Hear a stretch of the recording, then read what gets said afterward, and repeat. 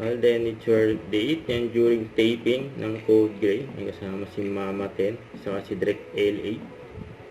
Ayan si Alden. Ayan si Grayson Lazaro. Saka to during Mega Ball 2026. May feature pa nga si Alden kay Bianca King at kay Isa Calzado. Yan o. Ganyan ka-friendly si Alden dyan sa event. Kahit ay interview kay Alden. Si Lesa.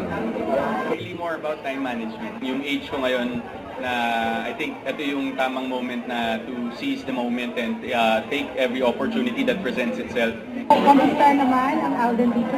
When trailer for Love Surigao, so it's gonna be coming out soon, this June sa View. And we're just very much happy with the feedback of all the netizens and yung mga taong nakapanood ng trailer. Maraming salamat po. We're very excited. And aside from that, we're grinding for Code Gray naman. So ongoing tayo. I think we're down to our first 3 taping days. And di ba rin, very exciting yung role. It's my first time to be able to portray a role na may kinalaman sa medical field. So something to look forward to as well. And we have a great team, of course, directors and actors. So abangan niyo po yan, malapit na sa GMA. Paano mo napagsasabay? One of the reasons why I decided to go for this look is really to honor local designers since Independence Day natin. It happens once a year and I think local designers deserve this to be highlighted in events like this because we have so much talent.